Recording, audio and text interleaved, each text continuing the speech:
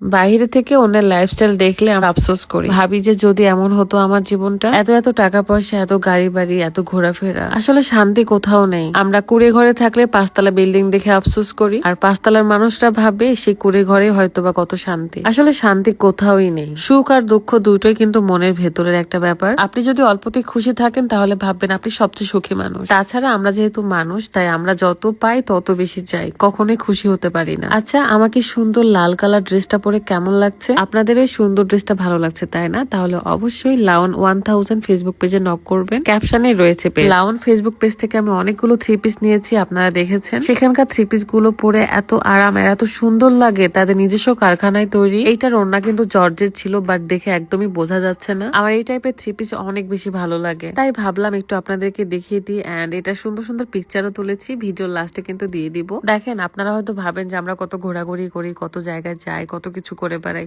কত শান্তি, তাই না? বাট না, আসলে সোশ্যাল মিডিয়াতে যেহেতু আমি রেগুলার করে একটা করে ভিডিও আপলোড করি, এখন যেহেতু রোজার সময়, ঈদের সময়, তাই কাজের প্রেশারটাও একটু বেশি। অনেক সময় পেজে আমার 3টা করে ব্লগও আপলোড দিতে হচ্ছে। তাহলে ভাবেন কত জায়গায় যেতে হয়, কত কিছু করতে হয়। প্রত্যেক দিন কি এগুলো ভালো লাগে? তারপরেও করতে হবে, কারণ আমরাও দায়বদ্ধ রয়েছি। টাকা পয়সা তো জীবনে আর এমনি এমনি আসে না, পরিশ্রম করলে তবেই আসে। যে কোনো কাজে আপনি যদি পরিশ্রম করেন তাহলে আপনি কিন্তু এটা সুফল পাবেনই পাবেন। এই কয়েকটা দিন অনেক বেশি চাপ যাচ্ছে, প্রত্যেক দিনই কোথাও না কোথাও একটা করে প্রোগ্রাম থাকছেই, যেতে হচ্ছেই। আমি চেষ্টা করি সবসময় রাস্তাঘাটে সাবধানে চলাফেরা করতে। খুবই শখের একটা গাড়ি। আপনারা হয়তো ভাবেন সারাদিনই গাড়ি দেখাই, না, আমি যখন যখন গাড়িতে বের হই ঠিক তখন তখনই শুট করি। এখানে কিন্তু ভাব নেওয়ারও কিছুই নেই, জাস্ট আমি যখন যা করছি সেটাই শেয়ার করছি। রাস্তায় যেতে যেতে কিছু ভালোবাসার ভাইয়াদের সাথে দেখা হয়েছিল, তারা বাইক রাইড করছিল, আমরা অনেকক্ষণ একসাথেই যাচ্ছিলাম। খুবই ভালো লাগে যখন আপনারা কাছে এসে বলেন, আপু আপনাকে দেখি খুবই ভালো লাগে, আপনার লাইফস্টাইল ব্লগ দেখতে ভালো লাগে। হ্যাঁ, আবার অনেকে বলেন যে আপনাদের কাছ থেকে কি শিখবে সোশ্যাল মিডিয়াতে মানুষ। আচ্ছা বলেন তো, কেন ব্লগ দেখে কিছু শিখতে হবে? শিক্ষা নেওয়ার জন্য